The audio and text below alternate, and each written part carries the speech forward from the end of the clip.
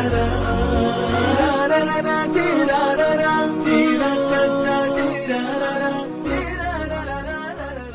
الله الرحمن الرحيم الحمد لله والصلاة والسلام على رسول الله.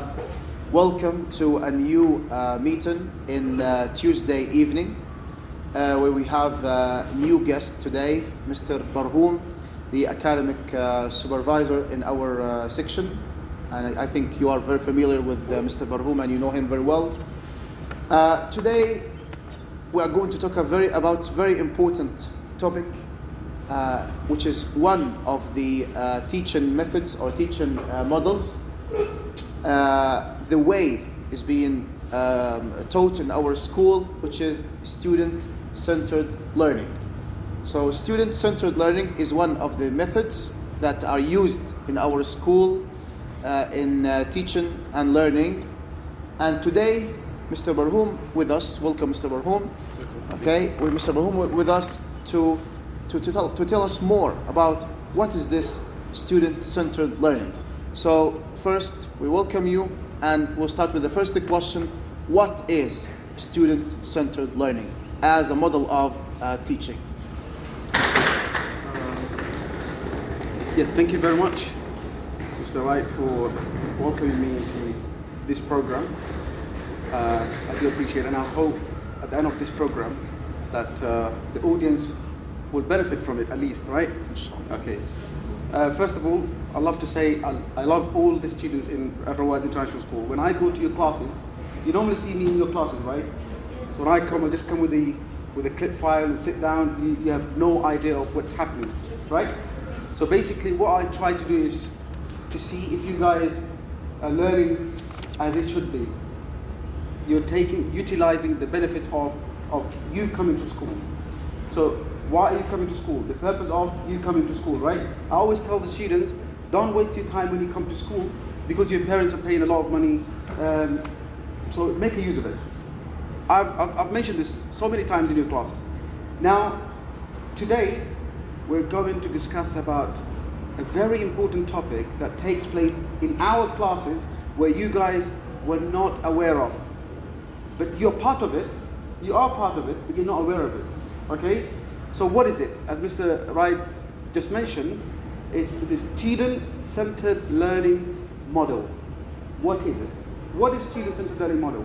So, to make it simple, or for us to apply student-centered learning, first of all, since we're talking about it here today, I would like to make the whole program student-centered learning. What about that? What do you think? Let's make this program, as student-centered learning. Because student-centered learning, it's against me sitting in front of you and talking to you and you guys listen to me. It's against that. It's not about that. When you do that, it means you're against student-centered learning. So what is student-centered learning now? At least you have an idea now, right? Based on what Mr. Barhoum said. He said, what against student-centered learning is for Mr. Barhoum to stand here and talk to you and you listen.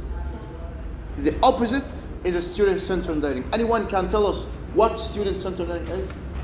Yes, Kenan. So we come and we talk about student-centered learning. Right, okay, it's a good try.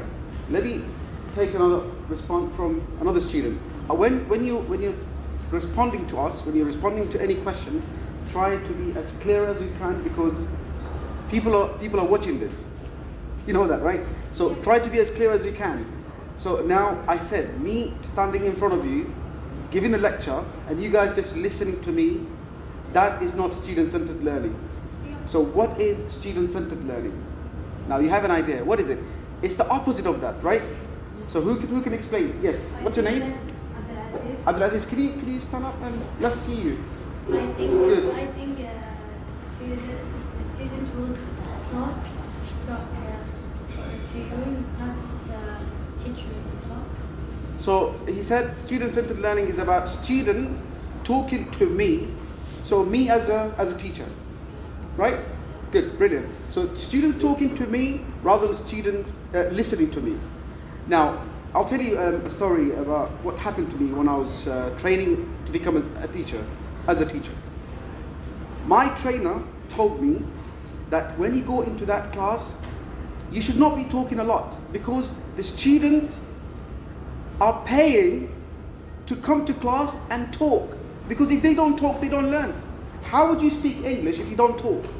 How would you speak English if you come to class and just listen like an empty vessel? You know empty vessel? When you have like a bucket and you just open the tap and fill it with water. That's what you're doing if you just sit down and just listen to the teacher talking. So what we need to do is, student-centered learning is when a student is the center. Listen to this. Student is the center of what? Of the learning process. So who is the center of the learning process? The student is the center of the learning process. And what is the responsibility of the teacher? If the student should talk, what is the responsibility of the teacher? Yes? Teach. Teach. Okay. So if the teacher is teaching, what will the student be doing? Because if I teach, I'll be talking a lot. Yes? Listening. Listening. So who is listening? The teacher? No, the student. The student will be listening? Okay. The students will learn. Okay, what I'm saying is, look, if I say the student is at the center of the learning process, the student is at the center of the learning process, meaning they take the complete power. They get the power. It's called empowerment. We give you the power, you take control of the class. So that means you take every activity that takes place in a class, you're responsible for it. So what's my responsibility as a teacher then? Yes? Give us a lesson. Yeah. And note, like,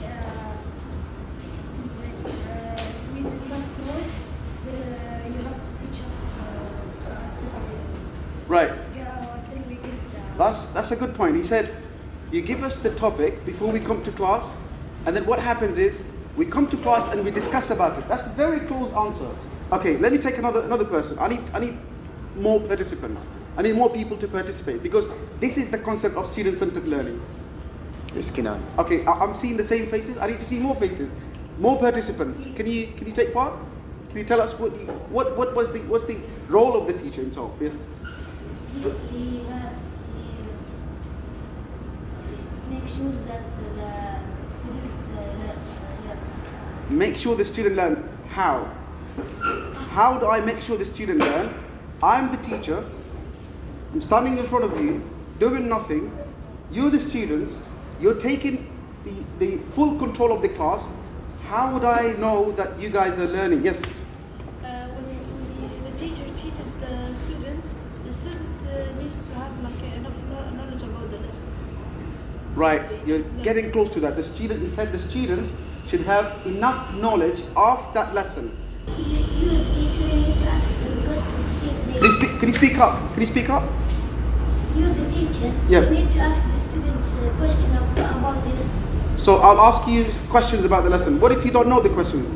Answers to the questions. Yes. It's okay, you can try again. You can try again. Try again and again until you get it right. Very close. Yes.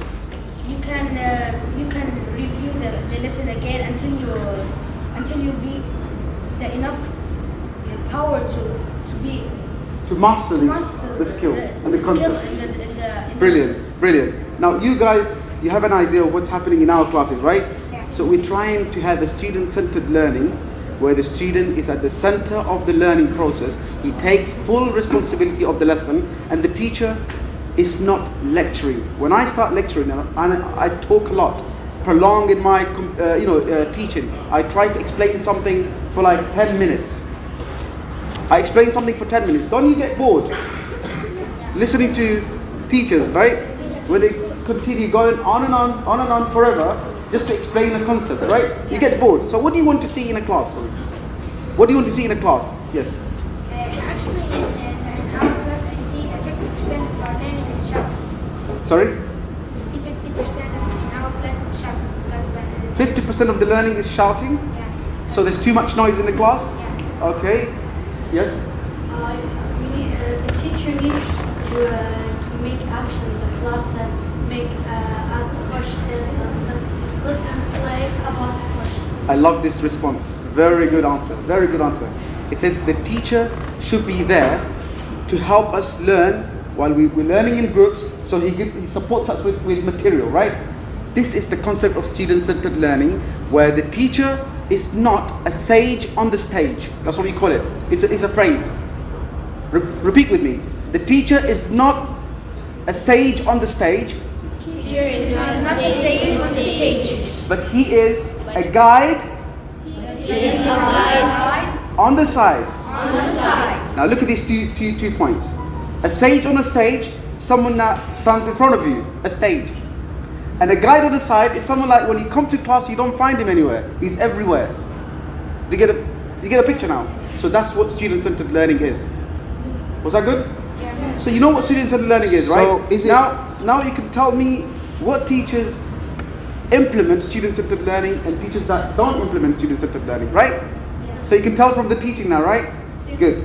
These guys can So be in the class. I'm asking you a question now. After we discuss and we know what student-centered learning is, I'm asking you a question. Now, how would the class look like if there is student-centered learning going on inside this classroom? How it would look? Yes. Yes, please. Everyone sitting Is sitting to listen to the teacher. Yes. Teacher playing along with the student. When the student is very active, he does some activities that might get him. Can I comment? Yeah, please. Lets him have fun when he's doing lots of classwork. And if the student wants to learn very hard, the teacher can give him more. Well done. Good, Well done. thank you. You know the word that really attracted me when you're trying to explain. The word that really attracted me, it really grasped my attention when you said the word active. The student are actively working on something and the teacher is going around, so moving around. That's another concept of student-centered learning. The teacher's moving around, attending each and every group to check if you guys are okay on your task, right? And give you the necessary support, the support that you need, right? Well done. Do you expect, for example, for this classroom which has a student-centered learning, do you expect it to be like everyone is sitting and this way, paying attention, looking at the teacher, and complete silence, or everyone is doing something? Everyone is doing something so that the student can be more active on the lesson, and he can post it, and he can do it like it. Right. Excellent, Okay. yeah. Right now, I'll go to the question. Mr. Wright was asking me a question. How do you know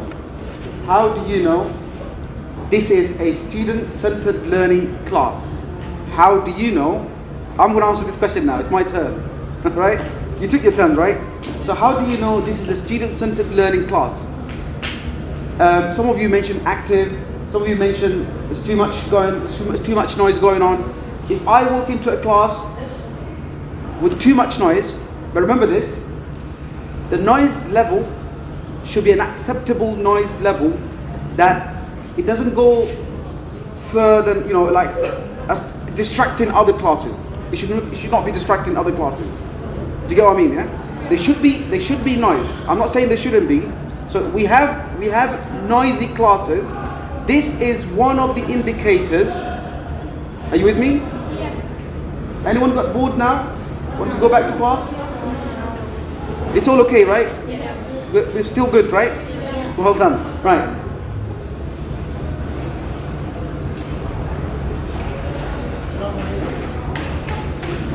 Right, okay. So we should accept some noise, but to an acceptable level. Now, if I walk into a class where there's no noise, as Mr. Wright was putting it, students sitting upright like this, listening to the teacher, this is a 1900 class. Who lived that year? Did you live that year? Anyone lived in 1900? No. No one. We all, we're just 40 years. Have you lived 40 years or no? Only 40 years, I think. Everyone here. Mr. Hatim, how old are you? Fine. 45? ما هبش قاعد. Come on. 32. Look, no one is over 40 here. Myself, I'm 38. So no one is 40 years old. So if you walk into a class with total silence, they call it pin drop silence. That's what they call it. So that's not a good class. A good class should have some noise at least. Students are working in groups.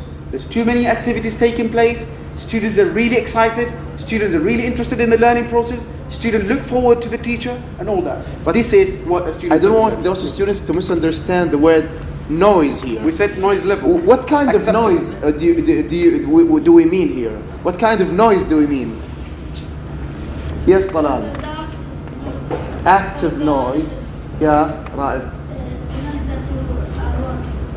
Yeah, good. You. The group discussion noise. Very good. Group discussion. Well done. Excellent. Group discussion noise. Yes. Participation. Well done. Yes. Maybe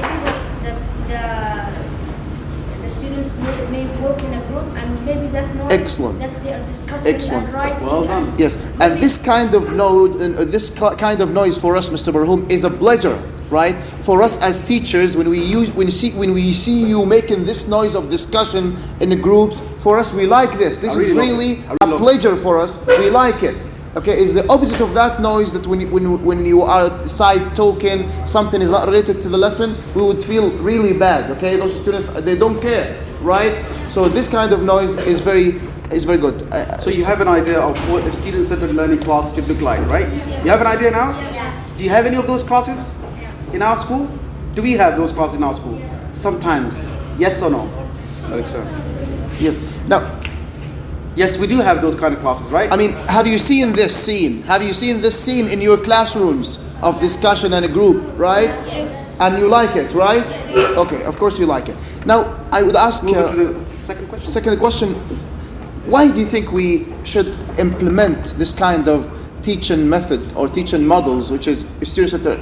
What about those old methods? They learned, we had learned something from those strategies and those models. So why we should implement student-centered learning these days?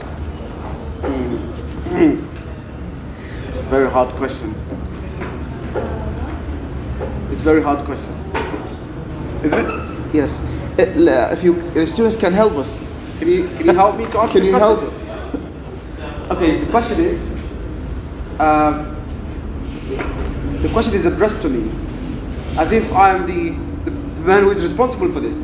I mean, why should we implement student-centered learning in our schools? Why? Why am I responsible to answer this question? And why am I seeing the same faces again and again? Right, there you go. You got a new face there? Yes? Can you stand up yourself? Yep. Yeah. So why should we implement student-centered learning in our schools? To make the future, the students of the future help us. Right, I want you guys to give him a round of applause. This guy. Brilliant. Now, you know what he did? You know what he did? He answered this question really, really, really good. Honestly speaking, you guys might be... Can you repeat your answer again so that everyone can tell, please? Okay, you want to come to the front then? Come here. Yes, come in front of us. Be in the camera.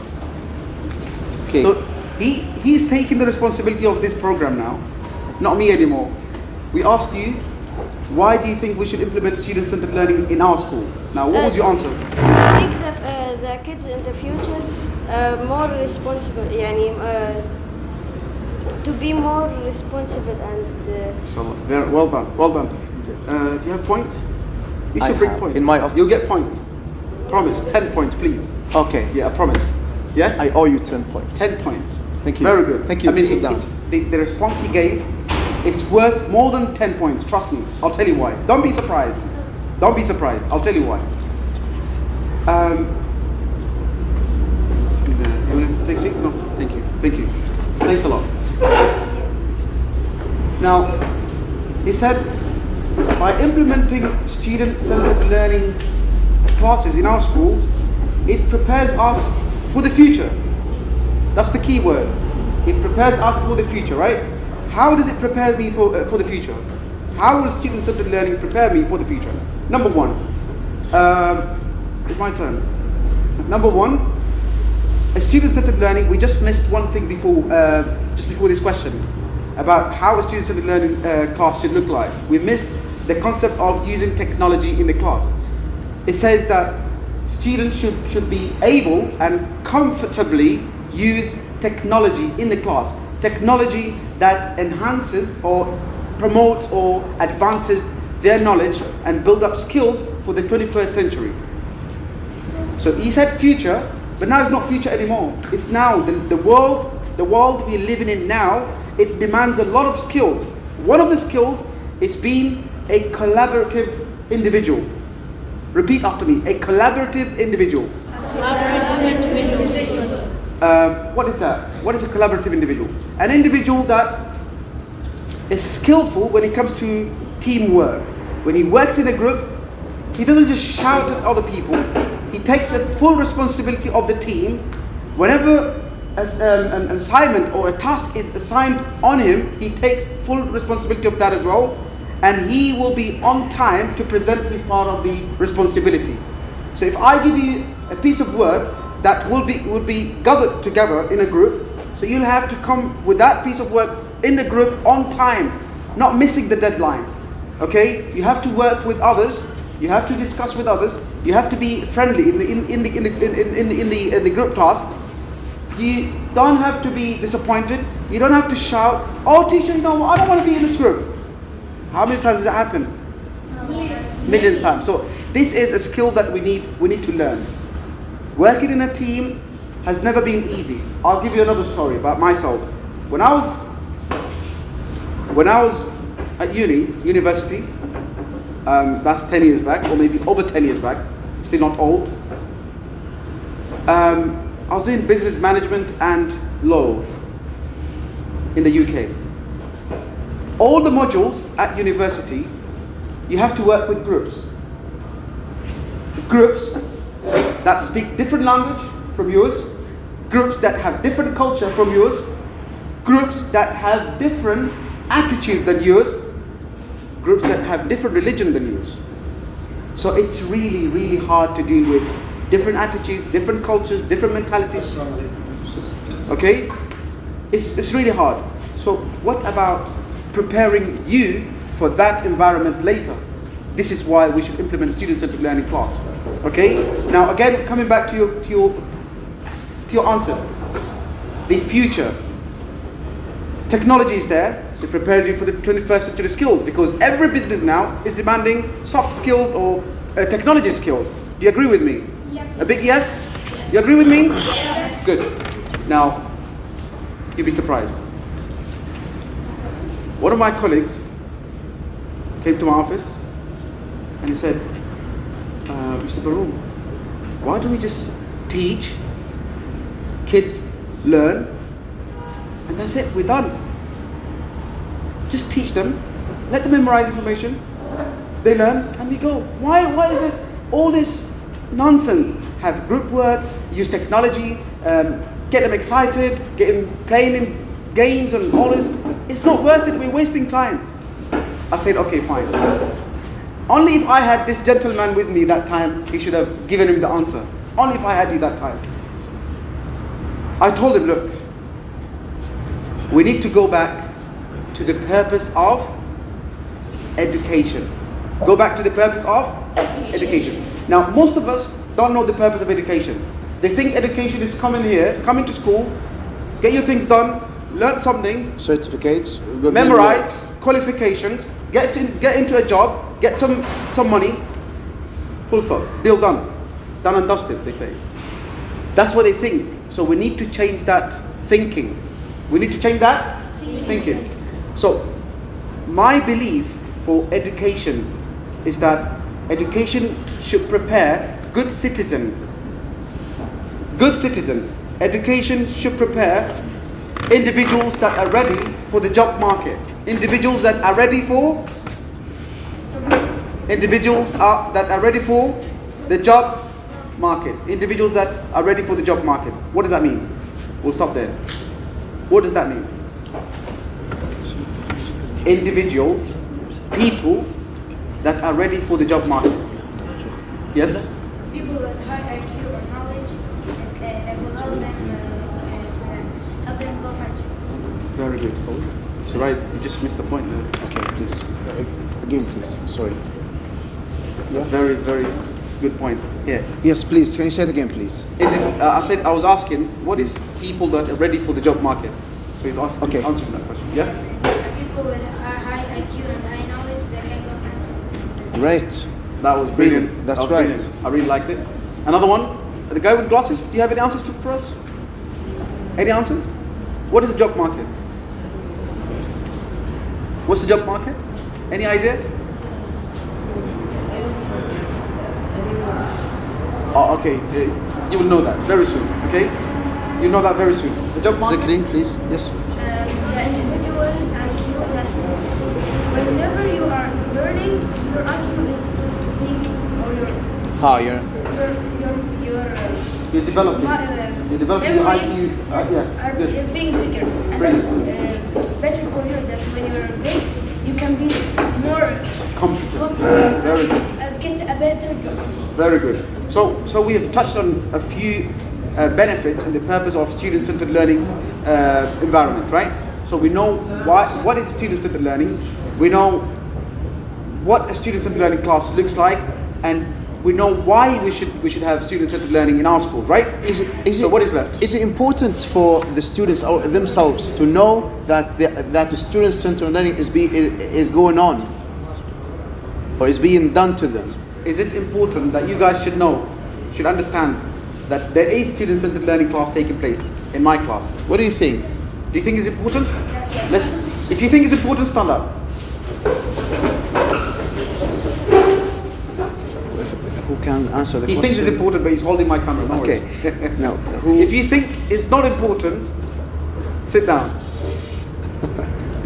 That's confusing, right? now Because you're all standing up. Well done. If someone can say why, keep standing. All right. So we ask you questions, then you sit down. All right. Or let's try that Simon Says. Do you know that? Yes. Right. Simon Says, raise your hand. Barhum says, put your hands down. Right. Okay. Sit down. Sit down. Okay. Sit down.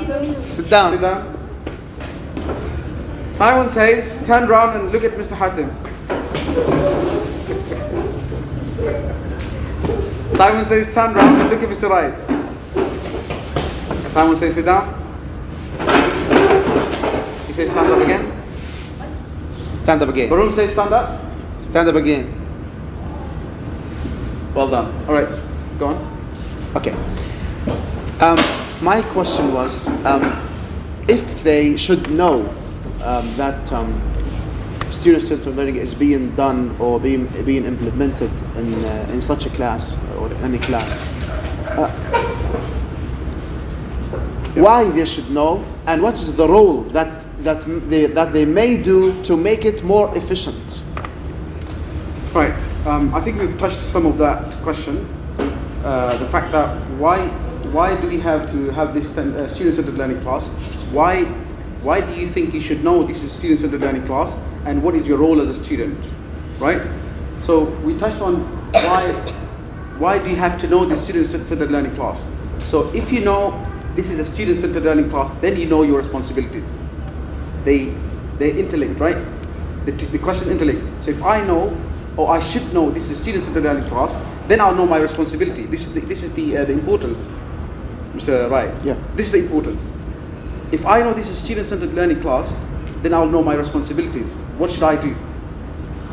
Yes, you agree with me? What should I do? Okay, tell me, why do you think you should know this is a student-centered learning class? As the friend said, it prepares us to the future, and if we prepare, then know what job we will make in the future. Okay, good.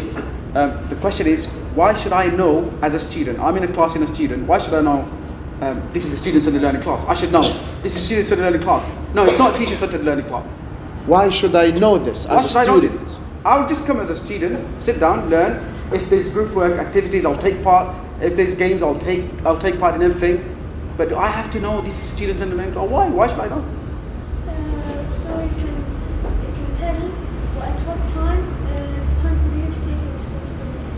To be proud of it. Proud Well of done. it. Well done. Good. Good. Okay. So to be proud of it, like you go out of the school, you go back home in the evening, the afternoon. You tell your parents that I've been learning this, I've been learning that. Our class was this. Our class was so exciting. We're playing games and we learned so many things. Blah blah blah. All these things, right? So you're proud of it. Good. Yes, Fahad, please. Because if all the students are in one class, they're all participating, then the student that doesn't know that doesn't obey, he will look stupid, and while the other classes are serious about it. Very good. Thank you. So he touched another point here. We always tell the facilitators, guys, say facilitators after me. Facilitators. Facilitators. You know why? In the West, they don't call them teachers anymore. They call them facilitators. So here we call them teacher, right? That's because of respect. But we don't call them teachers because if you have a student-centered learning class, we don't have teachers. Because teachers, the word teachers, it means they teach. And we are against teaching. We're against teaching. We're for learning. We want you to learn. So my responsibility as a facilitator is to have you students in my class and facilitate all these activities, guide you to the right path, and more importantly, do what? Train you to learn how to learn. That's interesting. To learn how to learn. It's another key word. To train you to learn how to learn. Do you know what that means? Do you know what that means? Learning how to learn. You guys, when we get to the exam time, you guys are really frustrated. You're traumatized, right? You just feel like the exams again. So what do? You memorize, right? You memorize so many information. You come to class and you regurgitate everything that you memorized last night. So this is not the right way. The right way is for you to learn how to learn. Me as a teacher, I have the responsibility of training you, of learning how to learn. What is training of learning how to learn? How am I going to learn something? There's so many ways of learning something, right? So if I don't train you how to learn something, then I'm wasting your time. If I just train you how to memorize information, I'm wasting your time. So I need to train you of how to learn. How do you learn? I'll show you different ways of learning, different ways of not memorizing things, but rather stick the information in your brain. You'll never forget about that. Whatever you learn at school, you never forget about it. Do you get the point? That makes sense, right? Yeah?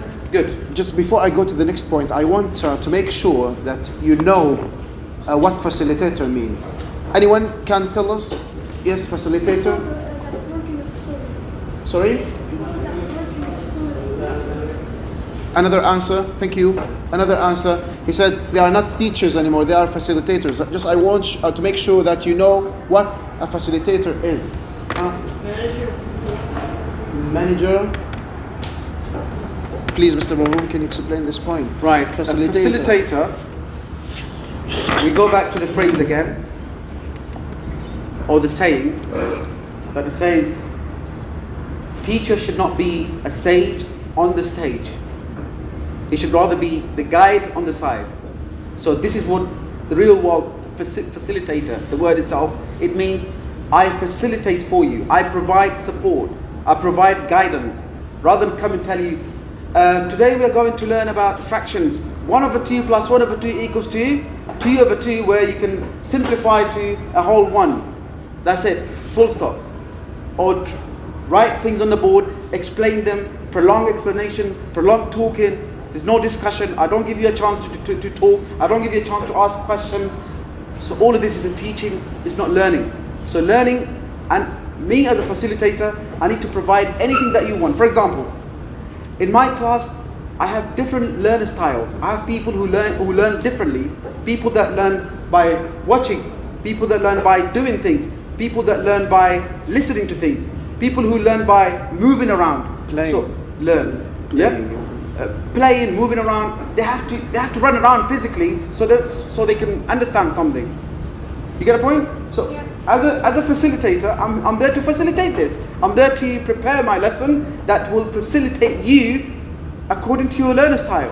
Whatever learner style you come with in a class, I'm there to facilitate. But I'm not there to teach you information. If I teach the information as we used to teach conventionally, in the traditional way of teaching, as Mr. Wright likes to put it, this is not right.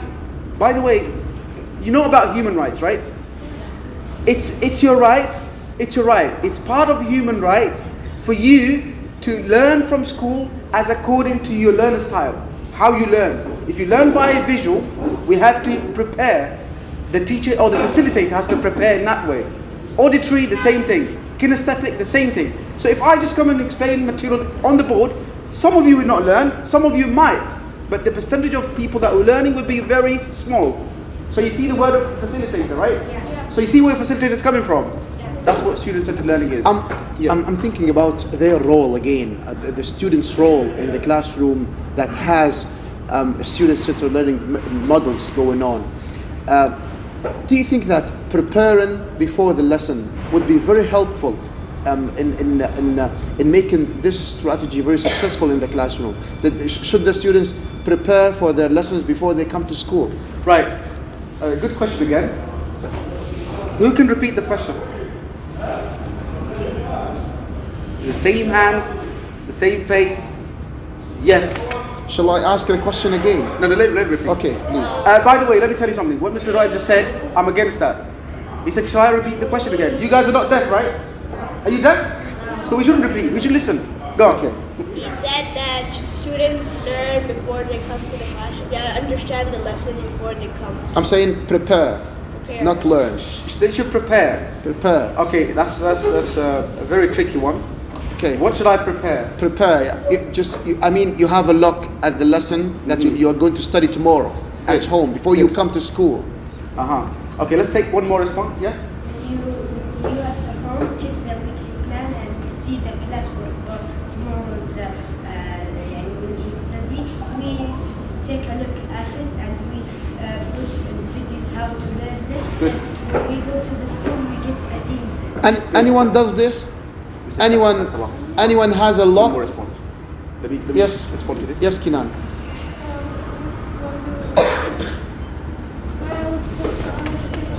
Okay, wait, please, 1 second. Yes, Abdul Aziz, you want to say something?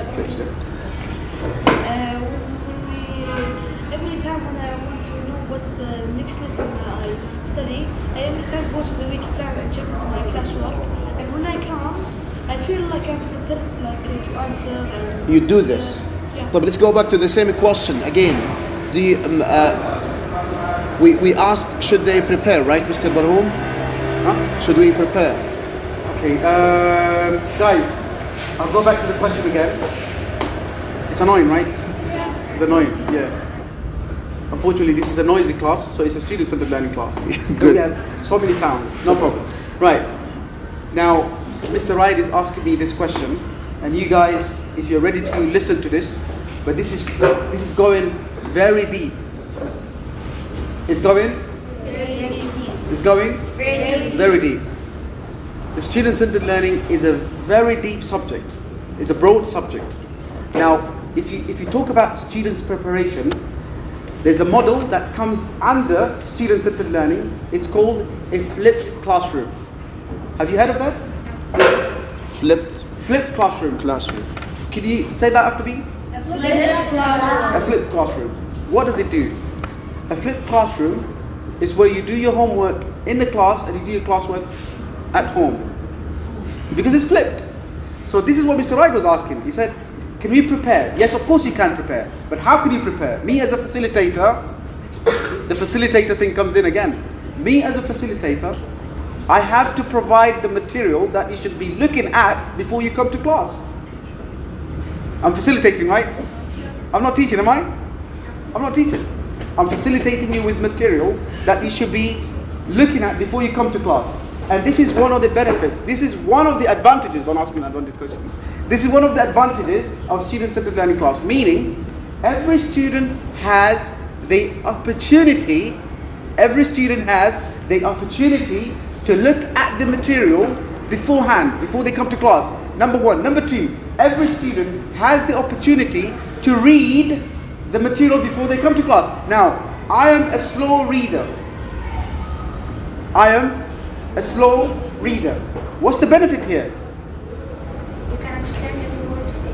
Before you come to class, you're reading. So when you come to class, you come well prepared, so you don't hold everyone back because you're reading. Let's say, how does it feel when you're in a class when someone reads like, Mr. the garbage was too much and how does it feel in a class like that? Wasting time? Wasting time or boring? Wasting time or boring. But does it mean these students should not be in my class? No. It doesn't mean that. Because we said it's a human right. You have to have, every student in the class has a right. Okay? Actually in the States, America, there's something called no child is left behind. No child is left, meaning no student should be left behind. Everyone, we all should hold our hands together and move together. So if I give you the material at home, you have the access to the material, you read before you come to class. When you come to class, we work in groups and we try to tap our own expertise, meaning you have an experience in something, he has an experience in something, everyone has different experiences, right? Everyone has different experiences. Mr. Wright has got experience, I have experience, Mr. Hatib has got experiences. So all of us, we put the experiences together and we come up with very good thing. Fruitful production, right? This is what we should do in a student. So can we say, is it a piece of advice to start preparing before they come to school? Absolutely, yes. Okay. Absolutely. Okay. Mr. So start doing that from today, okay? And you guys, you are a representative for the other students, This is very important. Right? This is very important. Listen, please. I need your attention. If you can see me, raise your hand. If you cannot see me, raise your hand. Good. Your hands are down now. Oh, hold on. Right. Okay, this is a piece of advice. You should be looking at the material before you come to class. Then when you come to class, you have the chance to ask questions about the material that you've been looking at. So ask questions to the facilitator if things need more clarification. Maybe something you didn't understand while you're looking at the work at home, so you come to school and ask the teacher, right? That will save a lot of time, will it? Yeah. It will save a lot of time.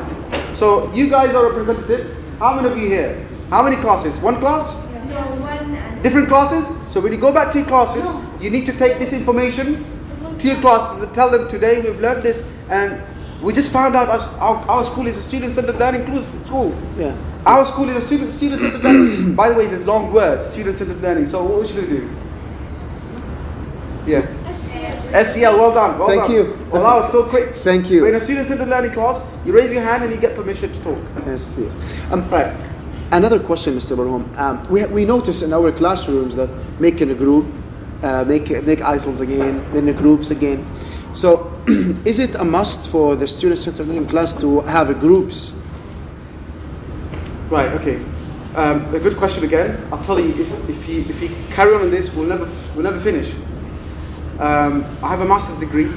I don't like to mention this, but I have a master's degree, and my project, the last project that you do when you're at uni, you have a last project. My project was based on student-centered learning and the challenges that we face in schools based in the Arab country.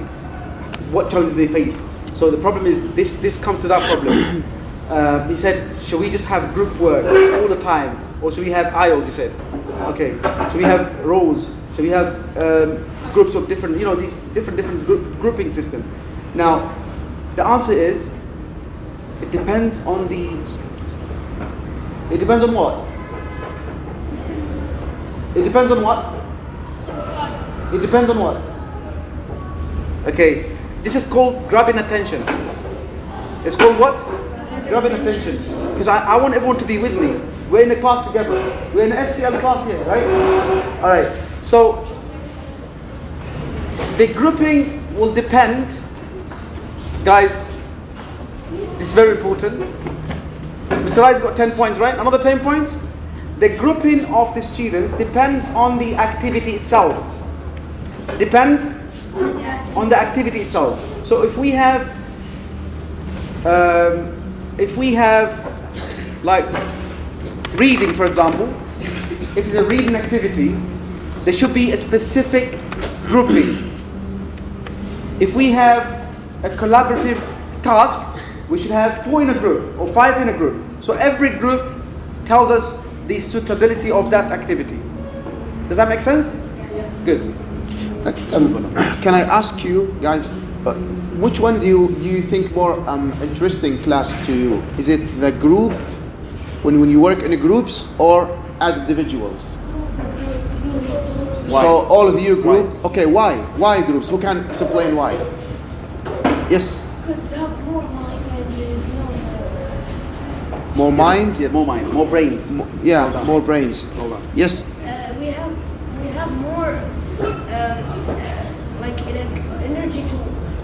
learn. Excited. Excited to learn this lesson. Thank you. Yes, Salman. I don't know what to do, but You learn better, but at the same time you have fun. You have fun at the same time. Okay. Excited. You have more social interaction with people, and you also get to learn in a best way. More interactive. Yeah, by working together, you can solve problems. Okay, thank you. Excellent. By working together, we can solve problems. Mr.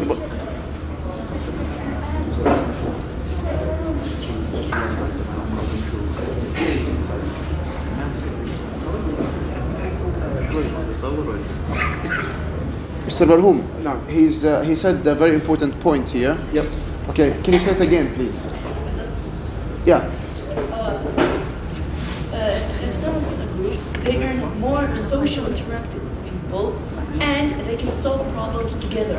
They can making questions and finding solutions easier. Thank you very much. So, like working together, they can share, they can talk to each other. Okay, they would find it easier to solve problems if they are in a group. So we share experiences. Yes. Well done. Well Thank done. you. Yes, Fahad, please. Because teamwork is dream. Sorry. Whoa. Teamwork is dream. Guys, say that teamwork is dream work. Teamwork is dream work. Well done. Well done. That's good. So you come up with like unbelievable, unimaginable. Yeah. Very good. إذا عندك بس أنا أقول طالب يحب يتعلم هو لا بد يكون معنا نشاركهم ليش؟ يعني ما عندنا طالب في الفصل ما يشارك ما في مشكلة نختم الجلسة بآية من القرآن أو حديث يتعلق بهذا الموضوع في ويد الله ما جمع أو أمر شورى بينهم. This is group work. So now we'll take questions from you guys if you have any questions. Any questions about what we just We're not discussed? taking answers. We're not taking answers. We're taking questions that you may have, faced, problems that you may have faced during students in the learning classes, or any further clarification. You need to know more about students in the learning. Yes. What is the best action and active stuff in the student-centered learning? What's the what? What's the best active and action stuff in the group? What's the best action? Active stuff. An active. The best action and active stuff. What do you mean stuff? Like things. Yeah, what do we do? He said, what is the best action and active things? That he means the things that takes place in a good student-centered learning class. Good student learning class. You see a lot of discussion, a lot of participation, a lot of responsibility taken. Students taking responsibility. Less teacher talking time. Maximum students talking time. That's a best student-centered learning class. Another, yep. Yes, about the word facilitator. The word facilitator, yes. I didn't understand. The word facilitator, it comes from the word. The base word is facility. Facility. What does facility means? Facility is equipment, things that you use for something. So someone that gives you those equipments, those materials, is called a facilitator. So he provides all the materials that you require to run an effective student-centered learning class. Another question? Facility, sorry Mr. Barhoum. Okay. Facility is like something make the job easier. Okay, things that make our job easier to do. Providing so support. the teacher will support you to make your to make the job of your learning easier. Okay. So what happened if we prepared first classroom, the lesson after we take it, and if we studied and we go to class and we studied, but we didn't want to learn because we studied, so the class would be cool. Okay. He said, what if I learn the content or whatever lesson that I have today, I learned it at home already. What's the point of me coming to school and learn this again? Okay. Do you have an answer to him? Yes. To your mind. Right. First of all, there's no perfectionism. There's no 100% of learning something. You can't be 100%. So whatever you learn, we said a student-centered class is to come and share your experience. So you've learned something and you feel like you have 100% of that content, so come to class and share your experience. Maybe you learn something more. And whenever we read, I read something, I understand it differently. Mr. Wright will read something, he will understand it differently. So we understand differently. The way we comprehend things is different. So you comprehend something, you understand something in a different way. When you come to class, you find like, oh, how many times did you understand something? And then you come to class and then you just find out that it was wrong. Oh, so this was the way, not the way I understood.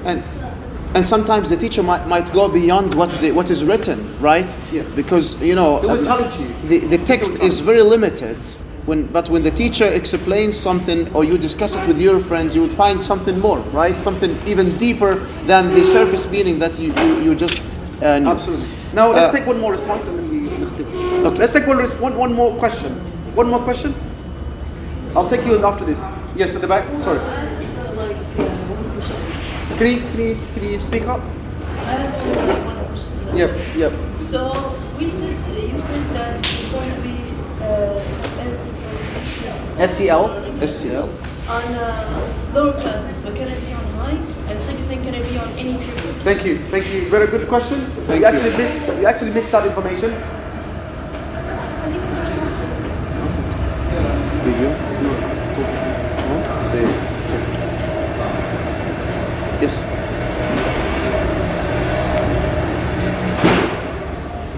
Yes. Students in the learning class, huh? SCL class, huh? Right. One concept of SCL class is you need to remember we should not be talking over each other.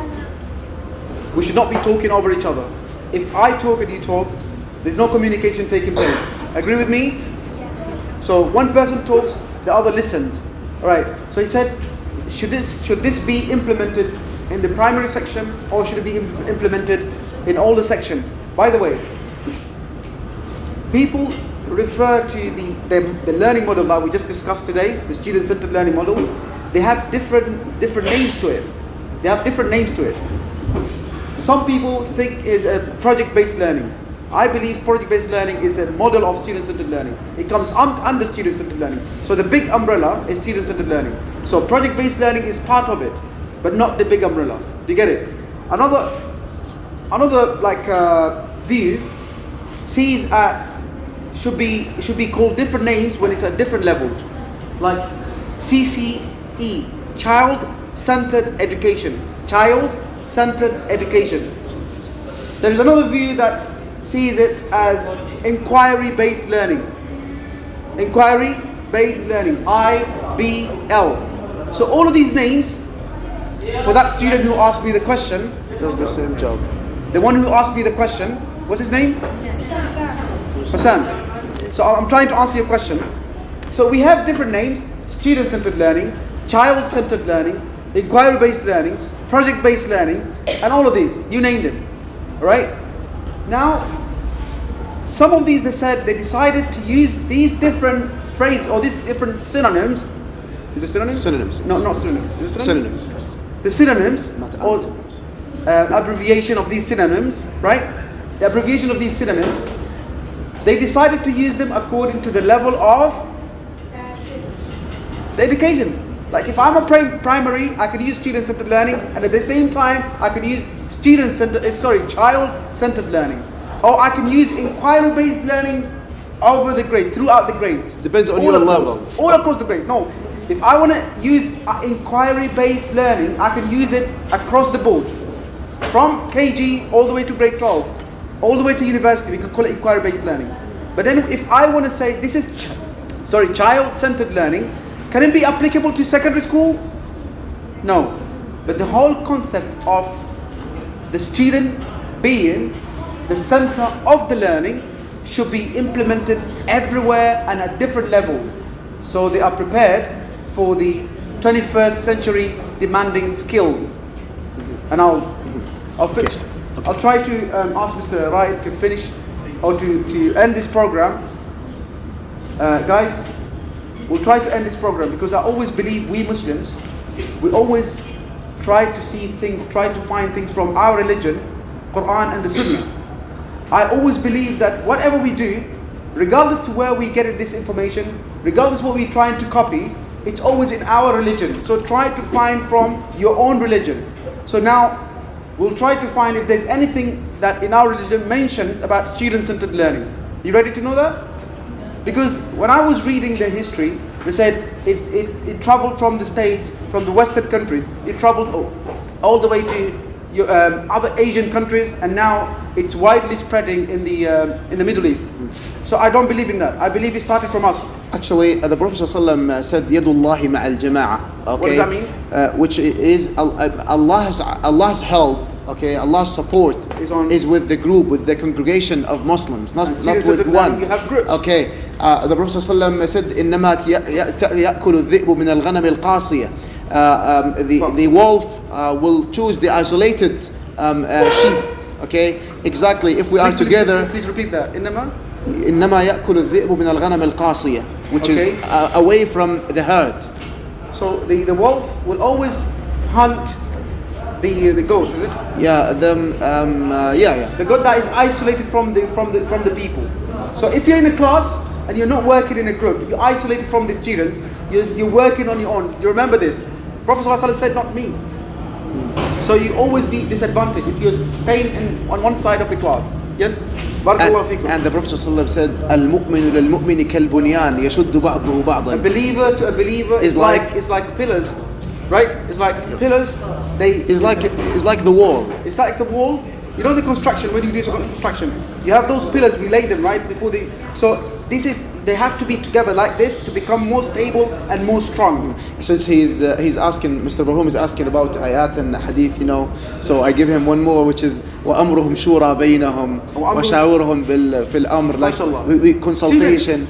We consult each other. We always work together in order to help each other and to support each other. Okay, and when we work in a group, when you find your classmate needs something, okay, you just try to support him, try to help him, and to remember as well that when you work for his need, Allah would be in your need. As the Prophet ﷺ said, "Man kana fi hajati akhihi kana Allahu fi hajati." When you help your classmate to understand, Allah will help you to understand as well. Anything to add, Mr. Barhum? The only thing I'll add is you guys have to be proud of your religion, because everything that you find in these books, they're all from Islamics. They're from your religion. Apart from those things that are controversial. But most of the things that you learn from anywhere, find it in your religion first. This is my message for you guys. And thank you very much. At the end of this meeting, this session, this nice meeting actually with those students and our guest, Mr. Barhum Asad, we would like to thank him for this time given us, and thank you. I thank those students who interact and make our meeting richer, okay, by their beautiful more questions with the nice noises that we had, and that proved it was really student-centered learning. Thank you very much. We wish you benefits from this meeting, and inshallah we share it. Yes, share it with other students and other classmates, other friends. And we wish, inshallah, in the coming days we meet again with more interesting subject. Thank you very much, and see you next time, inshallah. Thank you.